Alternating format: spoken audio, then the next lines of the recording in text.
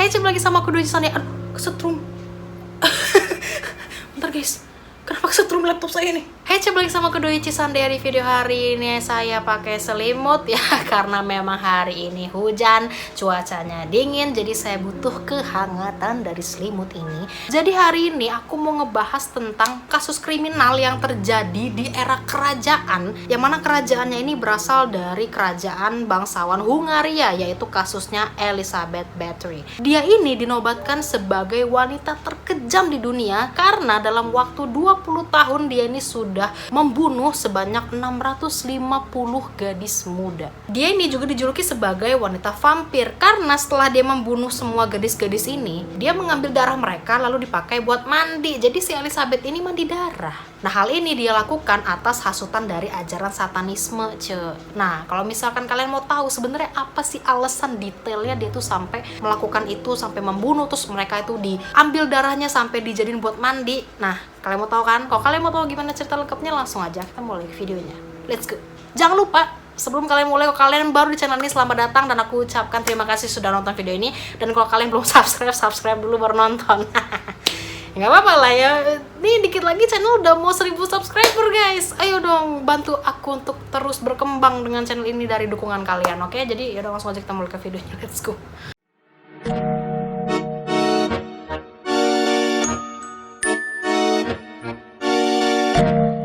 Oke, jadi Elizabeth Bathory ini adalah wanita kaya raya dari keluarga bangsawan Hungaria, kelahiran tahun 1560. Nah, sewaktu Elizabeth ini lahir, dia tuh dulu pernah mengalami namanya epilepsi, kejang-kejang gitu, yang katanya diakibatkan karena orang tuanya Elizabeth ini melakukan pernikahan sedarah gitu. Di era mereka ini dulu ada kepercayaan yang katanya penderita epilepsi itu bisa sembuh kalau bibir si penderita epilepsi itu dioleskan darah dari orang yang bukan penderita epilepsi. Nah, karena inilah masyarakat akhirnya berpendapat kalau mungkin Elizabeth ini membunuh mereka semua untuk menyembuhkan penyakit dia. Terus kalau kalian misalnya mikir gitu ya, kalau misalnya cuma dibutuhin diolesin di bibir si penderita epilepsi aja, harusnya nggak sampai bunuh orang dong, ya kan? Jentikin jari pakai jarum aja, darahnya udah keluar, tinggal diolesin, selesai, beres gitu kan. Nah, kenapa sampai dia membunuh orang-orang ini? Pasti itu ada di pikiran kalian kan? Nah, tapi ntar dulu, belum selesai. Nanti aku ceritakan, aduh gatel. Nanti aku kasih tau lah alasannya itu apa dia tuh sampai melakukan itu. Nanti kalian pasti tidak habis pikir gitu ya dengan pemikiran dan kelakuan Elizabeth ini. Siap-siap aja kalian emosi dengernya, emosi jiwa, karena saya juga pada saat meriset materi ini saya sangat emosi. Nah, sekilas background tentang keluarga Elizabeth ini, ternyata memang dari kecil Elizabeth ini nih udah diajarin jadi kejam sama orang tuanya, karena memang orang tuanya sendiri itu sering menyiksa orang-orang terpidana mati secara brutal dan orang-orang yang kerja di tempat tinggal dia. Dan si Elizabeth ini seringlah ngelihat emaknya itu nyiksa mereka semua. Nah, dari sinilah akhirnya Elizabeth ini ketrigger juga untuk melakukan kejahatan kayak emaknya tadi. Selain itu katanya nih, keluarga Elizabeth ini juga penganut satanisme dan sihir. Tapi ya si Elizabeth ini yang nggak mendalami ilmu satanisme itu, dia biasa aja lah, netral. Memang dari akarnya itu udah nggak bener ya kan si orang tuanya Elizabeth ini. Kayaknya anaknya kayak gitu. Buah tidak jauh dari akar. Enggak, dari pohon. Pohon kan ada akar, jadi buah tidak jauh dari akar pohon. Lalu di umur 10 tahun ya, Elizabeth ini bertunanganlah dengan Pangeran Nadasdi. Nah, karena memang keluarga Elizabeth ini tahtanya atau kasta sosial, maksudnya kok sosialisasi, lu kira mau kunjungan, kasta sosialnya lebih tinggi daripada Pangeran Nadasdi. Jadi dia ini menolak untuk mengganti nama belakangnya menjadi Pangeran Nadasdi. Gimana sih? Maksudnya apa sih Doi? Maksudnya karena status sosial keluarga Elizabeth ini lebih tinggi daripada Pangeran Nadasdi gitu, si Elizabeth ini menolak untuk mengubah nama belakangnya pakai nama Pangeran Nadasdi. Nah, akhirnya malah Pangeran Nadasdi yang pakai nama belakangnya Elizabeth, jadi Nadasdi Bathory bukan Elizabeth Nadasdi gitu kan. Bingung gak kalian? Nah, udah lah ya, setelah mereka tunangan, akhirnya di umur 15 tahun mereka menikahlah di Istana Franovnatoplu. Dan tamu undangan yang datang itu ada sekitar 4.500 orang. Undangan sebanyak itu, 4.500 orang. Kalian bayangin betapa capeknya tukang catering bolak-balik ke dapur istana, isi ulang rendang, isi ulang ikan gurame, isi ulang es cendol, ya kan. Kalau menikah kan pasti ada hadiah pernikahannya gitu kan. Nah, Pangeran Nadasdi ini memberikan hadiah pernikahan untuk Elizabeth berupa kastil Segete. Ya pokoknya itulah namanya, susah Nama-nama orang Hungaria nih, Sucete, yang memang kastil ini itu punyanya Pangeran Nadasdi. Jadi dulu kastil ini dibeli sama emaknya Pangeran Nadasdi, terus dikasihlah ke anaknya. Nah, nanti mereka berdua ini ya tinggal di kastil itu, Oke, sekarang kita masuk ke kehidupan mereka setelah menikah. Nah, di tahun 1578, Pangeran Nadasdi ini ditunjuk untuk menjadi komandan utama pasukan Hungaria untuk berperang melawan Ottoman. Nah, kalau si Elizabeth itu mengelola bisnis perkebunan. BTW, maaf ya, kalau ini kamera rada goyang-goyang karena kan tripodnya ditaruh di atas kasur. Jadi kalau saya bergerak dikit dia goyang gitu. Mohon maaf ya. Setelah menikah 10 tahun, mereka ini baru punya anak. Ya gimana, dua-duanya sama-sama sibuk, jadi nggak ada waktu buat eksekusi. Jadilah anak pertama mereka ini lahir di tahun 1585 dan dikasihlah nama Anna Nadasdi. Lalu dia punya anak lagi lah 4 orang, jadi totalnya ada 5 anaknya. Tapi sayangnya di tahun 1604 Pangeran Nadasdi ini meninggal di umur 48 tahun. Dan penyebab meninggalnya juga nggak ketahuan kenapa. Dan kalian tahu nggak, di waktu pernikahannya Elizabeth ini ternyata sering selingkuh dengan beberapa laki-laki karena sering ditinggal suaminya. Dan suaminya itu juga beberapa kali memergoki Elizabeth lagi selingkuh sama laki-laki lain. Tapi hebatnya suaminya ini masih mau memaafkan dia walaupun dia udah tahu kelakuan bininya kayak gitu. Tapi kayak yaudah nggak apa-apa sayang, aku maafin kamu kali ini. Gila, kurang apa Pangeran Nadasdi menghadapi kamu, Elizabeth? Sabar. Nggak boleh emosi. Ini bulan Februari nggak boleh emosi.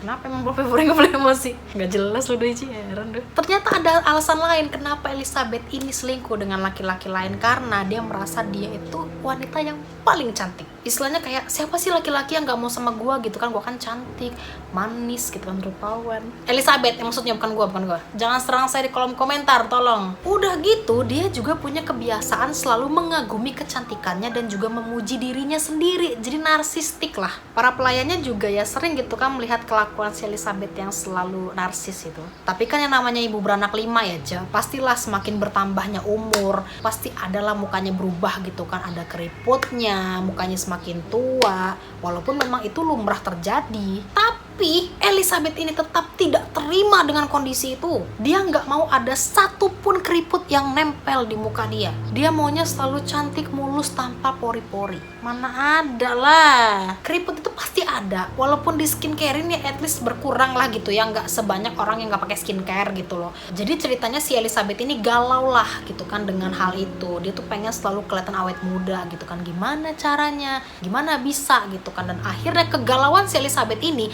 diketahui oleh semua pelayannya, termasuk si pelayan terdekatnya yang namanya Dorca. Nah, si Dorca ini yang tahu Elizabeth galau nih soal awet mudatan gitu. Mudatan, bener gak sih bahasa gue? Pokoknya si Dorca ini yang tahu tentang kegalauan Elizabeth soal awet muda ini. Dia mulai menghasut Elizabeth tentang ilmu sihir dan satanisme. Jadi dia bilang menurut ilmu satanisme ada cara supaya si Elizabeth ini bisa tetap awet muda. Caranya adalah si Elizabeth itu harus memberikan tumbal gadis perawan, kata dia gitu. Tapi awalnya si Elizabeth ini rada gak yakin gitu kan dengan omongannya si Dorca. Masa iya sih bisa jadi awet muda dengan tumbalin gadis perawan gitu kan? Apalagi memang ibunya dari awal udah penganut satanisme, dia pun gak mendalami ilmu satanisme kan. Dari awal udah aku bilang tadi, dia netral aja gitu kan. Tapi ujungnya ada satu kejadian yang akhirnya membuat dia percaya bahwa itu benar-benar bisa membuat dia awet muda, dan dia mulai menyiksa pelayan-pelayannya. Kalian mau tahu kejadiannya apa?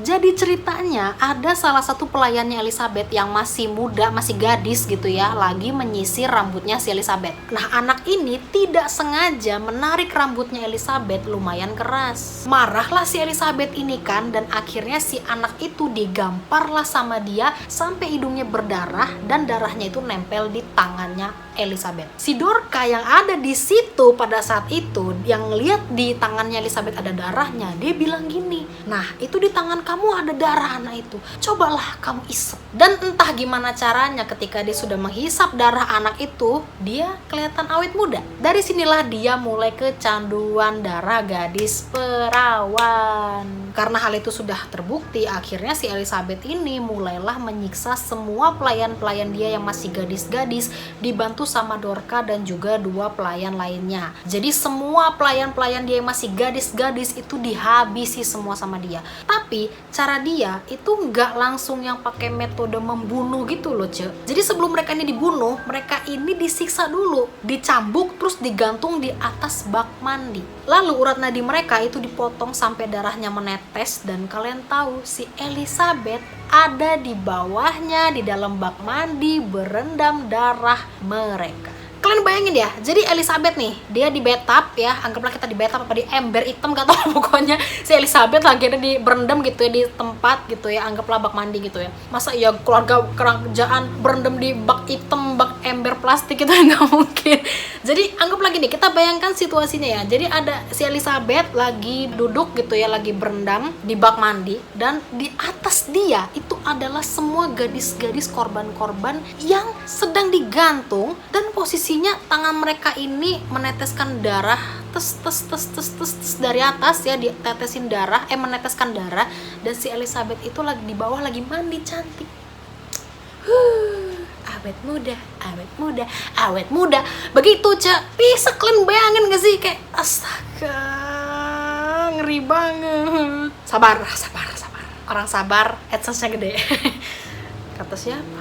Nah, oke, dia kan melakukan itu selama setiap hari gitu kan, sampai semua pelayan dia tuh udah habis, terbunuh semua. Dia tuh nggak puas. Kalian tahu, setelah kejadian itu, dia ini mencari lagi gadis-gadis lain dengan cara yang agak-agak licik sih sebenarnya nih ya. Jadi si Elizabeth ini pakai modus buka lowongan. Nah, gini-gini. Jadi si Elizabeth ini ceritanya bohong-bohongannya nih, ecak-ecaknya tuh buka lowongan untuk para gadis-gadis yang mau kerja jadi pelayan dia di istana. Akhirnya dapatlah dia puluhan bahkan ratusan gadis yang melamar di kastil dia itu, tapi ya kalian tau lah ujungnya mereka tuh bukannya disuruh kerja tapi malah disiksa, dibunuh, dan diperlakukan hal yang sama dengan mereka-mereka yang sebelumnya. Itulah dia kecanduan kan, terus cari terus sama dia. Dan kalian bayangin lah betapa horornya kastil itu, udah berapa ratus orang yang habis di situ, terbunuh di sana, beberapa setan itu yang menghantui. Harusnya ya mereka itu menghantui Elizabeth gitu loh, beda tuh sadar gitu. Mungkin nggak tahu ya, mungkin Elizabeth ini nggak dihantu-hantui, jadi dia tuh terus aja ngebunuh orang ya. Ini ceritanya belum selesai ya, Ce. Masih lanjut ya.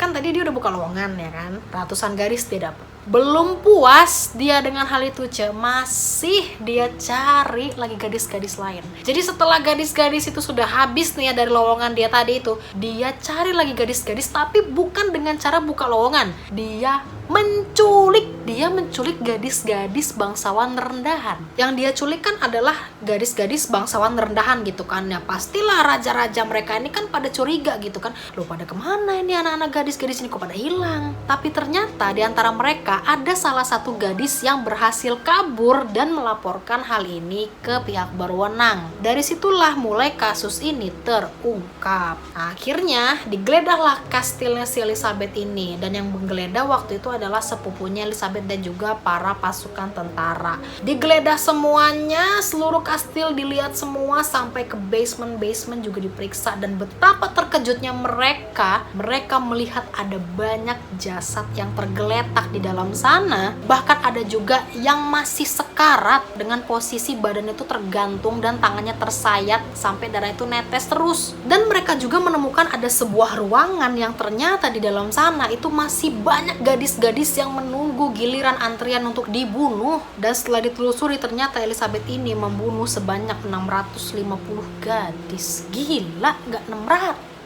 Akhirnya Elizabeth dan juga kaki tangannya dia ya, pelayan yang ngebantu dia itu ditangkap. Para pelayannya itu langsung dihukum mati, sedangkan si Elizabeth itu dikurung di sebuah ruangan yang sempit. Semua jendela, pintu itu tertutup semuanya, dan diawasi oleh para pasukan supaya dia nggak kabur. Dan ruangan itu cuma dikasih lubang kecil untuk tempat memasukkan makanan dan minuman untuk Elizabeth. Jadi kalau dia mau makan gitu kan dikasih dari lubang itu, nih gitu kan, makan gitu, nih minum gitu. Bukan dari situ aja celahnya. Aduh, dia dikurung, kalian mau tahu berapa lama? 4 tahun di dalam sana. Bayangin betapa pengapnya. Aduh, Sampai suatu hari nih ya, seorang penjaga yang biasanya ngasih makan Elizabeth itu melihat pada saat itu makanan dan minuman Elizabeth ini kayak nggak kesentuh, awet gitu masih utuh. Dan ternyata karena curiga gitu ya, setelah diperiksa oleh penjaga, Elizabeth ini sudah tertelungkup dengan wajah di lantai dan dia dinyatakan tewas di tahun 1614. Penyebabnya nggak tahu ya kenapa ya, mungkin dia kehilangan oksigen atau dia stres gitu kan, makanya dia nggak makan gitu, atau mungkin dia susah bernafas, nggak tahu juga sih. Dan semenjak saat itulah Elizabeth dijuluki sebagai bangsawan yang haus darah. Gitu ceritanya, habis. Ya begitulah jadi kronologi kasusnya Elizabeth ini. Sebenarnya kalau mau awet muda itu kuncinya gampang sih Yang jelas adalah jangan stres, atur pola makan, tidur teratur, olahraga, dan skincarean, treatment. Udah itu aja sebenarnya, gampang kuncinya. Tapi kenapa dia harus sampai ngebunuh gitu kan? Apalagi dia dari keluarga bangsawan, kaya raya, punya duit, pastilah ada gitu kan. Zaman dulu tuh pasti perawatan ya, nggak tahu apa ya, tapi masa ya nggak ada? Karena kan bangsawan zaman dulu memang cantik-cantik sebenarnya kan, nggak harus ada yang ngelakuin ini mah gila namanya. Jangan sampailah kita terjerumus ke dalam ilmu-ilmu sihir dan juga ilmu-ilmu nggak bener tuh ya. Aduh jangan sampailah, bahaya aja. Sekali kau terjeblos dalam sana, kau tidak akan pernah bisa keluar. Udah, bahasa apa gue? Udah lah gitu aja. Semakin malam semakin melantur omongan saya. Jadi oke, jadi itu tadi adalah cerita kasus kriminal dari Elizabeth Bathory. Dan aku baru ngeh ya, nama dia kan Elizabeth Bathory. Elizabeth Bathory ya. Bath artinya mandi, bathroom artinya kamar mandi, Bathory artinya mandi apa coba? Ya nggak tahu sih, tapi pokoknya artinya nama dia ada kata bath-nya, bath kan artinya mandi. Nah kasus dia ini adalah mandi darah. Kok bisa kebetulan gitu ya? Konspirasi macam apa ini? Nggak tahu lah, itu kayaknya bukan konspirasi. Itu kebetulan aja lah. Bisa cocok logi gitu. Ya udah pokoknya itu aja cerita kronologinya. Segitu aja video hari ini, semoga kalian suka. Dan jangan lupa buat kalian yang belum subscribe, silahkan subscribe. Dan terima kasih udah dan terima kasih buat kalian yang sudah nonton video ini sampai selesai. Jangan lupa untuk di subscribe. Pokoknya buat kalian yang belum like dulu, belum subscribe dulu. Bantu channelnya supaya semakin berkembang dan bantu supaya bisa mencapai 1000 subscriber ya guys. Subscribe channel aku. Saya adalah fakir subscriber. Jadi yaudah, kita ketemu lagi di next video. Itu aja, dah. Subscribe, saya adalah fakir subscriber. Subscribe guys.